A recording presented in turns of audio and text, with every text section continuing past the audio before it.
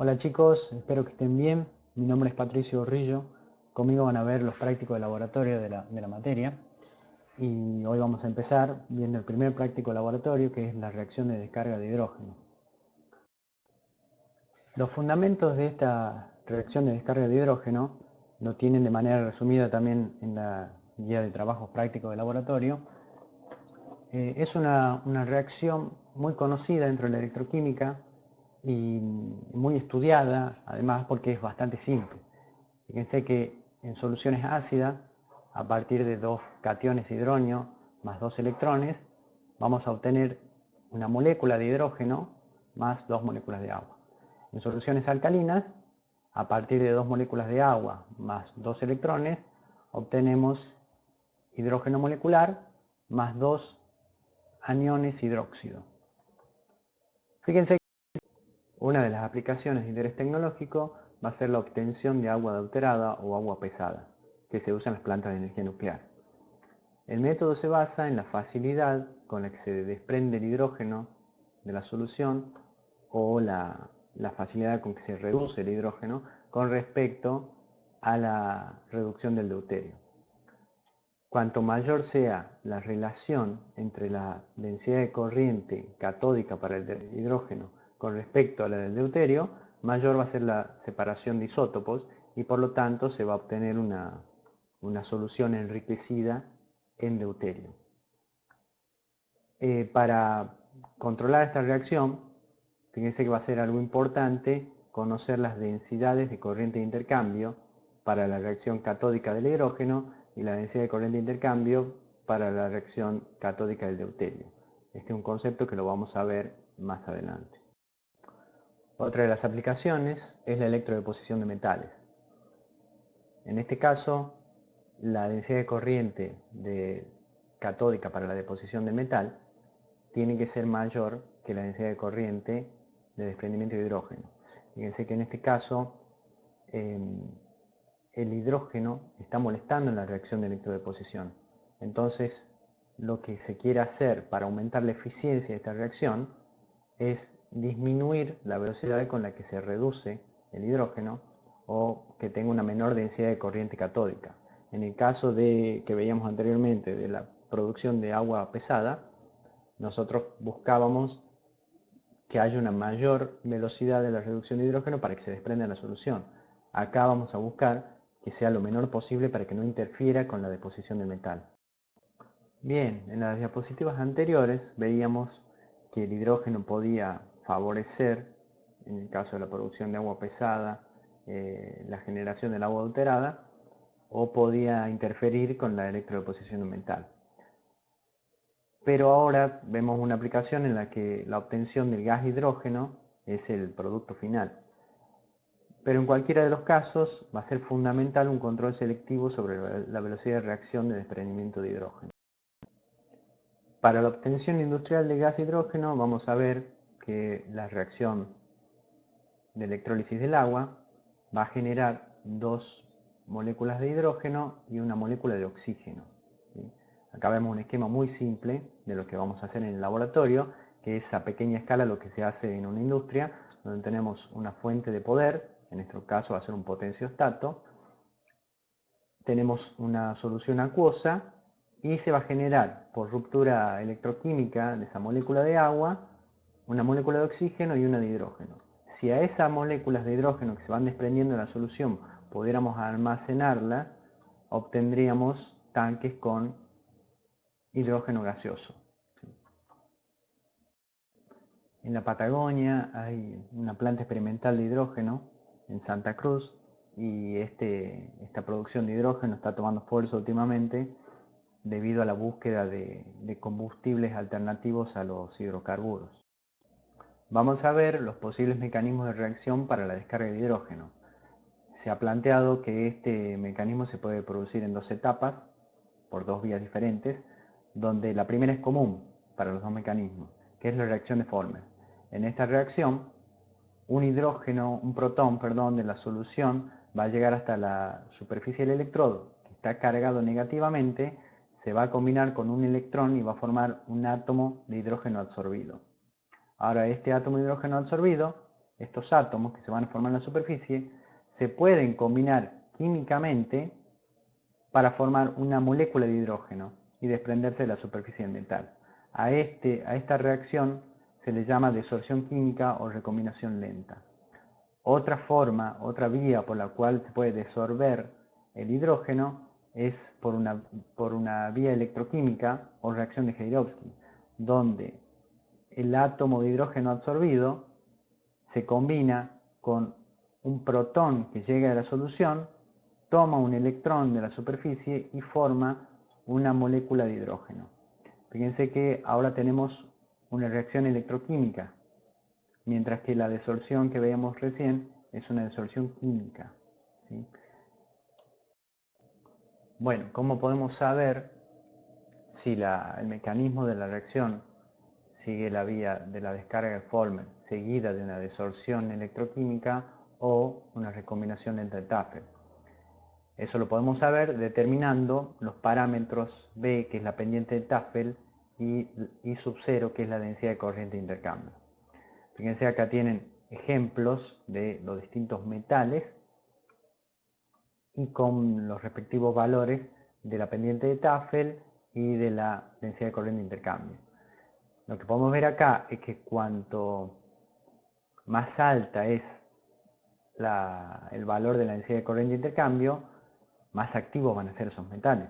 Fíjense que acá tenemos platino, paladio, rodio, con valores menores de densidad de corriente de intercambio, aparece plomo, cobre, plata, oro, y con valores mucho más pequeños, mercurio, plomo, cadmio. O sea que me da una idea este parámetro I sub 0 de que cuanto más alta es la densidad de corriente de intercambio, mejores catalizadores van a ser. Entonces, la postulación de mecanismos de reacción involucra el conocimiento de parámetros cinéticos que deberán verificarse experimentalmente, que es lo que vamos a hacer nosotros, y en cada mecanismo cualquiera de las etapas consecutivas puede ser la determinante de la velocidad de la reacción global. Entonces, los objetivos del práctico van a ser la determinación de los parámetros cinéticos de la reacción de desprendimiento de hidrógeno. Uno de ellos va a ser la densidad de corriente de intercambio, que es una medida de las velocidades de las reacciones anódicas y catódicas que ocurren en un electrodo cuando está en equilibrio. Fíjense que acá tenemos una reacción que está en equilibrio. En esta reacción A más B producen C más D. La velocidad con la que se produce C más D va a ser la misma que la velocidad con la que se produce A más B a partir de los reactivos C más D.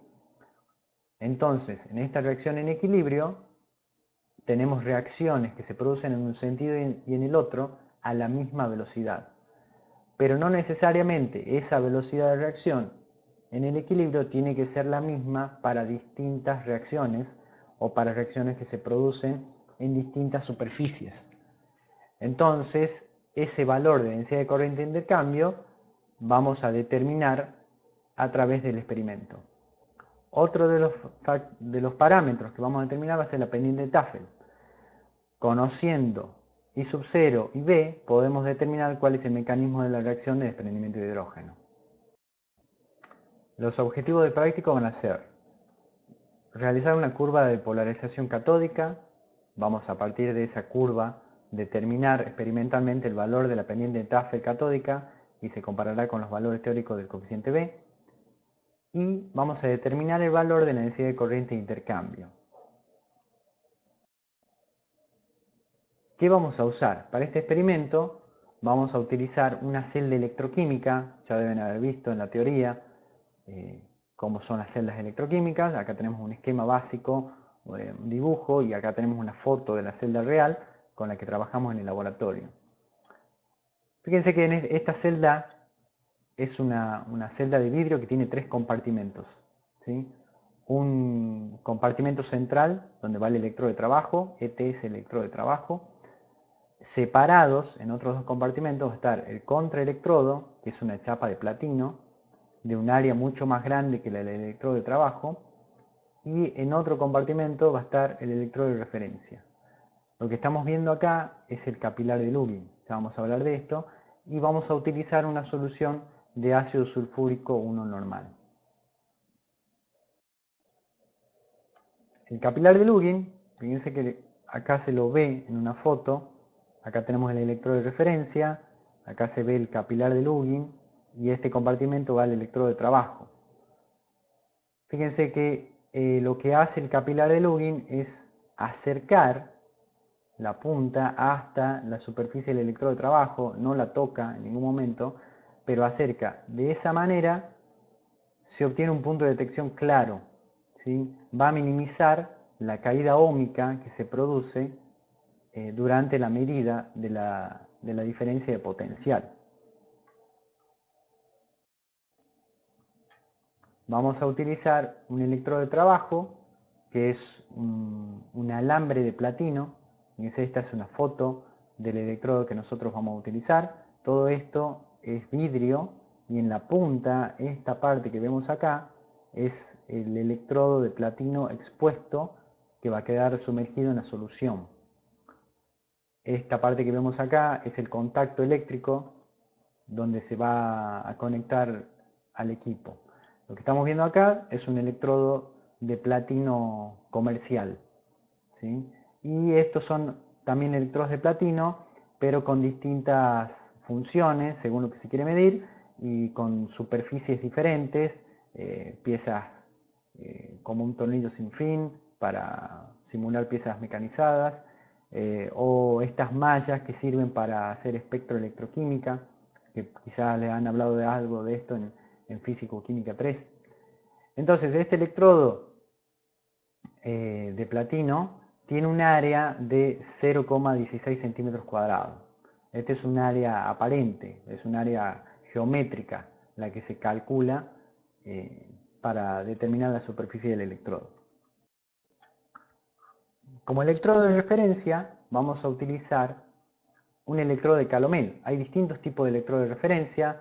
Está el electrodo normal de hidrógeno, que es el que aparece en la tabla de potenciales, pero ustedes saben que este es el electrodo normal de hidrógeno, no es práctico para utilizarlo porque necesitamos burbujear hidrógeno en una solución, y es por eso que aparecen otro tipo de electrodos eh, más fáciles de manejar, como el de plata cloruro de plata, que generalmente el que está como referencia interna en los pHímetros, y el electrodo de calomel saturado, que es bastante económico, bastante confiable para trabajar. Este es la foto de un electrodo de calomel saturado. Fíjense que acá en el interior tiene mercurio, acá tenemos una membrana a través de la cual se va a producir el contacto con la solución. Y por último vamos a utilizar un contraelectrodo, que es una chapa de platino, que tiene un área mucho más grande que la del electrodo de trabajo. Acá tenemos un electrodo comercial y esta es una foto del electrodo que tenemos en la cátedra. Son bastante parecidos. Fíjense el área que tiene este electrodo. Este es de 10 por 20 milímetros, 1 centímetro por 2 centímetros, o sea que tiene, contando las dos caras, unos 4 centímetros cuadrados, con respecto al electrodo de trabajo que era 0,16 centímetros cuadrados. Y tenemos un potenciostato, que en nuestro caso va a ser el potenciostato galvanostato TEC 04. Este es un equipo a través del cual nosotros vamos a poder aplicar potencial o corriente a la celda electroquímica. Bueno, acá vemos un esquema del circuito de conexión de los electrodos. Y nos preguntamos por qué necesitamos tantos electrodos. Tenemos un electrodo de trabajo, que es donde vamos a censar las reacciones que queremos estudiar. Pero fíjense que no se puede medir el potencial absoluto de una especie que reacciona en la superficie, sino que necesitamos de un segundo electrodo, que va a ser el electrodo de referencia, que tiene un valor de potencial fijo, constante, que es idealmente no polarizable, y con el cual vamos a medir una diferencia de potencial. Entre el electrodo de trabajo y el electrodo de referencia medimos esa diferencia de potencial. Va a aparecer además un tercer electrodo, que es el contraelectrodo. Este contraelectrodo tiene un área mucho más grande que la del electrodo de trabajo. Habíamos dicho, estos dos electrodos, el contra y el trabajo, los dos van a ser de platino, pero el trabajo tiene 0,16 centímetros cuadrados y el contra aproximadamente 4 centímetros cuadrados. Entonces, ¿para qué me sirve eso? Si yo tengo una superficie muy grande, un área muy grande, la densidad de corriente que circula por el sistema va a ser pequeña, porque recuerden que la densidad de corriente va a ser la corriente dividida en el área. Entonces, cuanto mayor sea el área del electrodo, menor va a ser la densidad de corriente. Y el circuito los conecta al electrodo de trabajo con el contraelectrodo por un camino diferente al del electrodo de referencia. De esta manera se minimiza la corriente que circula por el electrodo de referencia, que habíamos dicho que es idealmente no polarizable y que no cambie su potencial con el tiempo, pero esto en realidad no es tan así. Si nosotros le aplicamos corrientes altas, el potencial sí va a cambiar porque el electrodo se va a ver afectado. Acá vemos una foto de nuestro laboratorio donde está armado ya todo el diseño experimental. Estamos viendo acá el TEC, que es el potenciostato, con el equipo con el cual vamos a trabajar, a aplicar los potenciales. Y fíjense que está acoplado a esta computadora, desde acá se maneja todo. Acá tenemos la celda, en esta celda vemos, acá va el electrodo de trabajo, el electrodo de referencia, este es el contraelectrodo, todos están conectados hasta el potenciostato y además vemos que tenemos un tubo de nitrógeno. El tubo de nitrógeno nos permite burbujear nitrógeno en la solución, de esa manera podemos desoxigenarla antes de empezar una medida electroquímica. Fíjense que si nosotros queremos estudiar reacciones de oxidación, por ejemplo, sobre la superficie de un electrodo, sabemos que el oxígeno es un oxidante bastante fuerte con respecto a la mayoría de las especies con las que se puede encontrar. Entonces, yo previamente voy a necesitar eliminar el oxígeno de la solución para asegurarme de que las reacciones de oxidación que se estudien se deban al potencial que se aplica o a la corriente que se aplica y no al oxígeno disuelto. Fíjense que la solución que estamos viendo acá es de color verde. Habíamos dicho que vamos a trabajar con ácido sulfúrico 1 normal. Esta solución es verde o turquesa, que es la que se usa para hacer trabajos de electrodeposición, pero bueno, no tenemos una foto con ácido sulfúrico. El diseño, el resto del armado es lo mismo. Antes de colocar los electrodos en la celda, vamos a pulir el electrodo de trabajo con alúmina, que es óxido de aluminio, es este polvo blanco que estamos acá viendo finamente dividido, el que usamos 0,3 micras de diámetro en promedio cada grano, y lo que se hace con esta alúmina, se hace una pasta con agua destilada y sirve para pulir mecánicamente la superficie del electrodo y de esa manera podemos eliminar óxido de platino superficial de manera de dejar descubierto el platino. Esto se hace para obtener una superficie reproducible, es decir, que cada vez que midamos tengamos dentro del margen del error del equipo y del método el mismo resultado. Una vez que tenemos el platino pulido, se lo lleva a la celda, se colocan los 3 electrodos, se conectan al equipo y esperamos que se estabilice el potencial para determinar cuál es el valor de potencial a circuito abierto. Es decir, tenemos conectados los electrodos en la solución, no estamos perturbando de ningún modo, no estamos aplicando potencial ni corriente, simplemente estamos leyendo cuál es la diferencia de potencial que se establece entre el electrodo de trabajo y el electrodo de referencia en esa solución de ácido sulfúrico. Vamos a armar la curva de polarización de estado estacionario y catódica. Una vez que se estabiliza el valor de potencial, que es el valor de potencial de circuito abierto, se aplican sobrepotenciales negativos. El sobrepotencial va a ser el potencial aplicado por el potenciostato menos el valor de potencial de circuito abierto. Este potencial aplicado va a ser más negativo porque estamos armando una curva de polarización catódica. Entonces vamos a cargar negativamente el electrodo. Fíjense que cuando aplicamos este sobrepotencial se va a perturbar el sistema y va a empezar a responder en corriente. Entonces lo que vamos a hacer es esperar a que se estabilice el valor de la corriente que estamos registrando y en ese momento decimos que hemos llegado a un estado estacionario, que es un estado de pseudoequilibrio, que es un estado en el que las variables que definen el comportamiento del sistema permanecen invariantes. Vamos a hacer esto repetidamente para distintos valores de potencial cada vez más negativos hasta que lleguemos al franco desprendimiento de hidrógeno en la superficie del electrodo, o sea, cuando empecemos a ver que las burbujas se desprenden de la superficie del electrodo. Acá vamos a hacer una analogía entre lo que es un experimento espectrofotométrico y un experimento electroquímico para entender mejor la relación que hay entre la excitación al sistema y la respuesta que obtenemos de esa excitación.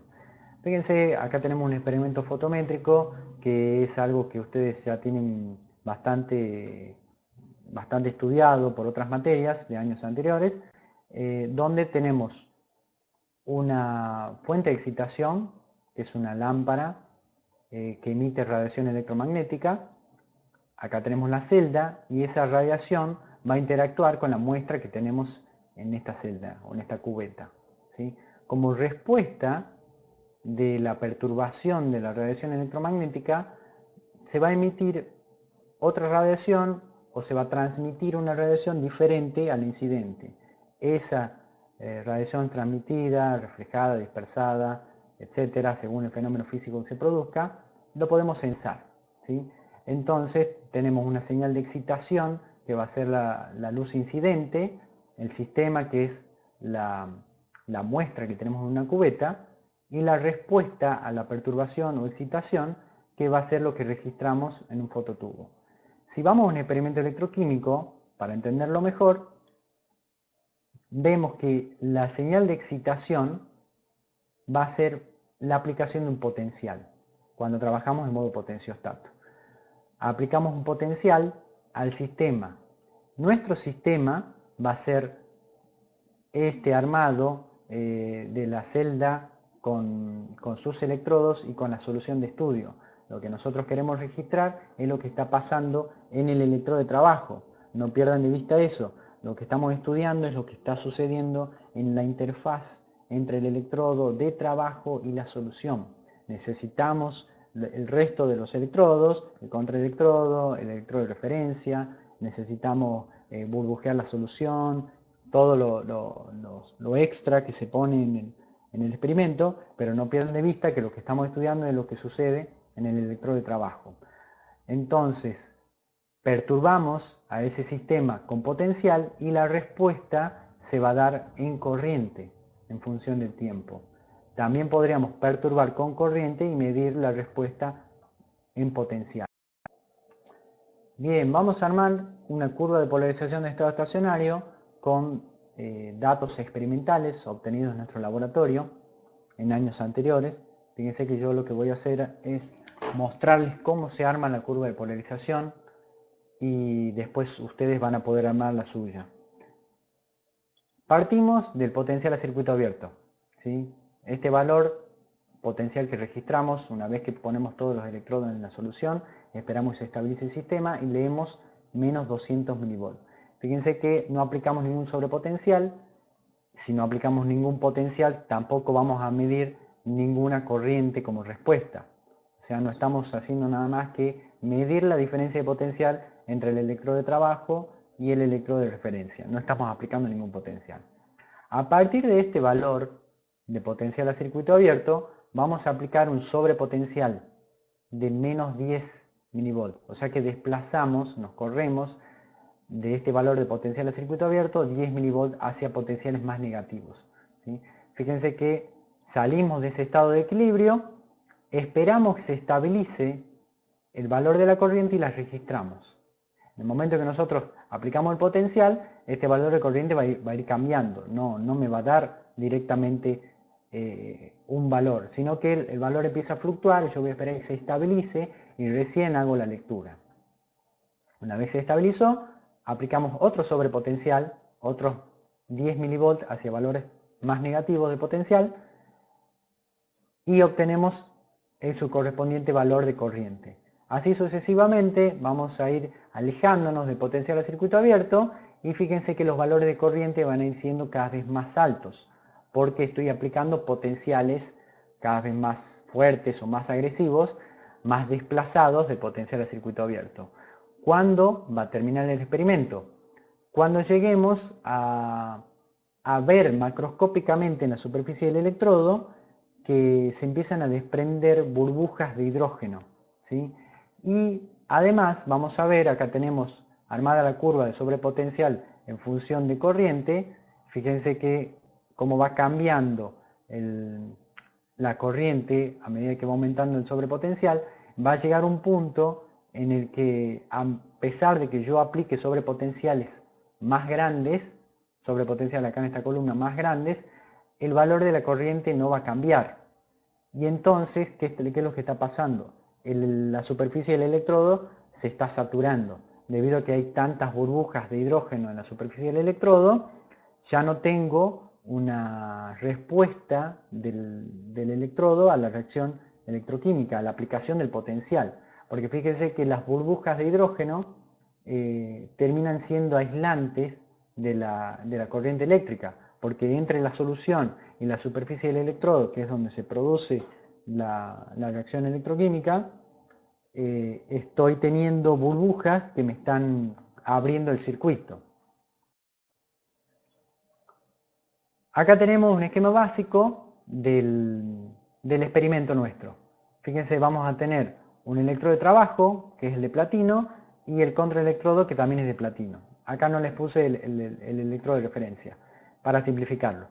Fíjense que lo que estamos teniendo, entonces, si a este electrodo lo polarizamos negativamente, lo estamos cargando de electrodos, que eso va a suceder cuando nos vayamos a potenciales más negativos con respecto al valor de potencial a circuito abierto, lo cargamos negativamente y los cationes, los protones que están en la solución, van a viajar hacia la superficie del electrodo.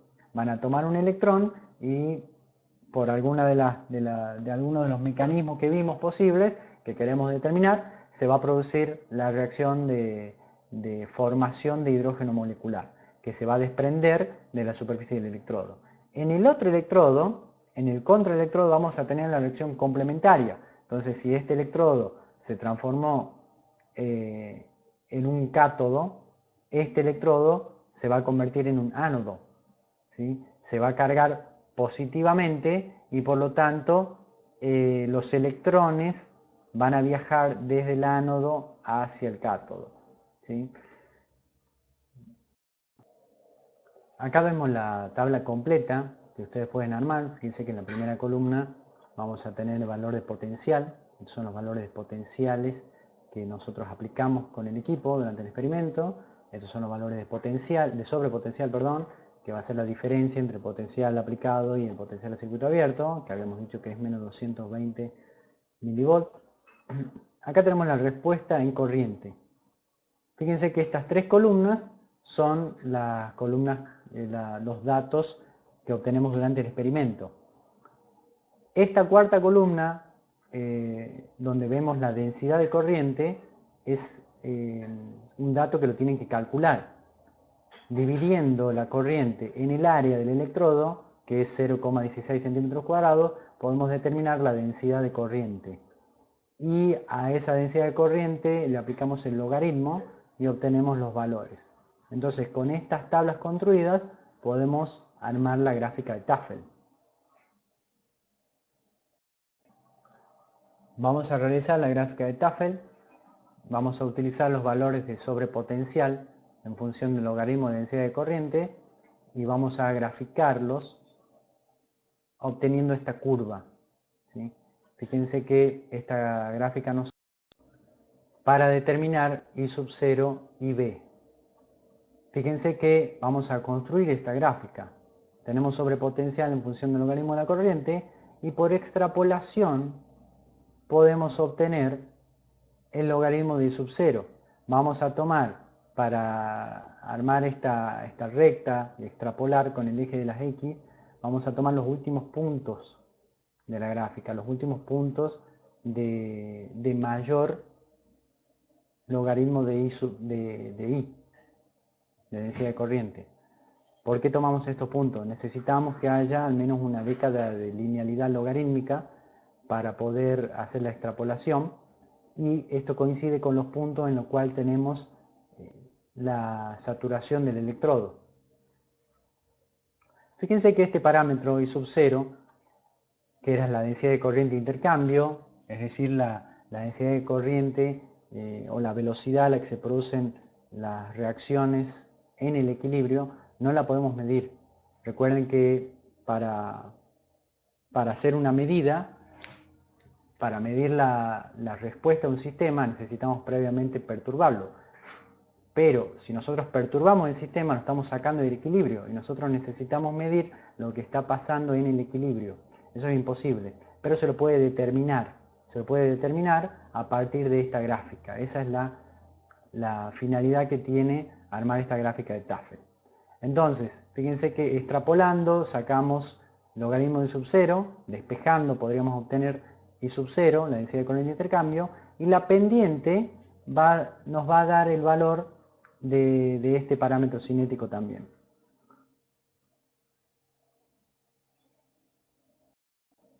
Hay dos formas de determinar la densidad de corriente de intercambio. Una es por el método analítico matemático y otra es por el método gráfico. Fíjense que gráficamente hacemos la extrapolación al eje X y acá obtenemos el valor de cuál sería el logaritmo de I sub 0 y despejando I sub 0 obtenemos la densidad de corriente de intercambio. El método matemático es a partir de la ecuación que me va a dar el programa si hacemos un análisis de regresión. Esto yo lo hice con Excel, que me imagino que es el programa que podrían ustedes utilizar. Hay otros programas que permiten desarrollar gráficos más bonitos, como SigmaPlot, que es el que usamos mucho nosotros en la cátedra, pero esto lo hice con Excel, que me imagino que deben estar más familiarizados. Si armamos la recta de regresión usando solamente los últimos puntos, ¿sí? Fíjense que tomé yo 4 puntos para armar esta recta de regresión, saco la ecuación y a partir de la ecuación, fíjense que tenemos que Y es igual a menos 128,67x más 129,54. Fíjense que si modificamos los valores de la ecuación, Y va a ser el sobrepotencial y X seguiría el logaritmo de la densidad de corriente. A mí me interesa saber qué es lo que está pasando en el equilibrio, o sea, cuando yo tengo sobrepotencial 0. ¿Sí? Si nos vamos hasta el eje X, cuando tenemos sobrepotencial 0, que es lo que se puede determinar gráficamente, vamos al método analítico, entonces decimos que para sobrepotencial 0, Y va a ser igual a 0, y tenemos la misma ecuación, pero ahora podemos despejar y eliminar esta variable. Entonces, el logaritmo de I sub 0 despejando me va a quedar menos 129,54 dividido en menos 128,67. Eso me da un valor de 1,0068 y por lo tanto I sub 0, la densidad de corriente de intercambio, va a ser 1,016 por 10 a la menos 2 amperes por centímetro sobre centímetro cuadrado por centímetro al menos 2. Fíjense que tienen que estar dadas las unidades en el sobrepotencial, acá está en milivolt, el logaritmo de la densidad de corriente está en miliamper, o esto lo podrían hacer en volt y esto en amper, para que le den las unidades, sino al final tienen que hacer la transformación para compararlo con la tabla. La pendiente de Tafel va a ser menos 128,67, ¿sí? Fíjense que con estos parámetros obtenidos del experimento volvemos a la tabla que veíamos al principio, que la tienen en la cartilla. Entonces con esta tabla vamos a poder determinar cuál es el mecanismo de la reacción de desprendimiento de hidrógeno sobre el electrodo de platino, que es con el que hemos trabajado. Fíjense que entonces vamos a tener el parámetro B, la pendiente de Tafel, me dice que si está en valores, el valor es menos 118, va a corresponderse con la descarga de Volmer. Si el valor está entre menos 118 y menos 39, se corresponde con la disolución electroquímica o la reacción de Hayovsky. Y si el valor es menos 29 o menor, va a corresponderse con una recombinación lenta. El valor que obtenemos es menos 128. por lo cual entra dentro de lo que es menos 29 o menor. Acá se refiere a menos 29 o menor, se refiere a un valor más negativo que menos 29. El otro parámetro que hemos determinado es la densidad de corriente de intercambio. Fíjense que el que obtenemos es 1,016 por 10 a la menos 2 y se corresponde con la recombinación lenta de Tafel. ¿Sí? Es el valor, en realidad es más grande que los que vemos en la tabla, está más cerca con respecto al de la recombinación lenta. ¿Sí? Por lo tanto, el mecanismo que sigue la reacción de descarga de hidrógeno sobre platino se corresponde con los parámetros que obtenemos, y es una descarga de Former seguida de una recombinación lenta de Tafel. Fíjense que este valor de densidad de corriente de intercambio no entra dentro de los parámetros que me da la tabla, que es 10 a la menos 3 a 10 a la menos 4, y a propósito usé unos datos donde me da este valor, porque ha pasado que en muchos experimentos obtenemos una corriente un poquito más alta. Esto puede estar relacionado con que hay una actividad mayor del electrodo que la que suponemos. Podría haber un área real del electrodo que sea mayor que la que está calculada, que es 0,16 centímetros cuadrados. Fíjense que a partir de ese ejemplo podemos ver que entra dentro de lo esperado para un electrodo de platino y que es un buen catalizador de esta reacción. Ustedes van a tener en el aula virtual los datos como para hacer la reacción, las gráficas y determinar los parámetros ustedes con otros valores. Yo acá les subí la realización de esta gráfica con unos datos, y les voy a subir otros datos, también experimentos realizados en nuestro laboratorio, para que ustedes puedan armar su propia gráfica y armar un informe a partir de esa gráfica, donde ustedes van a sacar la conclusión, van a determinar la densidad de corriente de intercambio, van a determinar la pendiente de Tafel y van a determinar cuál es el mecanismo que sigue la reacción de desprendimiento de hidrógeno sobre platino. Bien, gracias por su atención. Cualquier consulta que tengan para hacerme, cualquier pregunta, cualquier inquietud que tengan, la pueden hacer a través del aula virtual o de mi mail que les dejo acá. También lo tienen en el aula y seguramente vamos a tener algún encuentro sincrónico, alguna videollamada más adelante, antes del parcial, por supuesto. Espero que estén bien y nos vemos la próxima.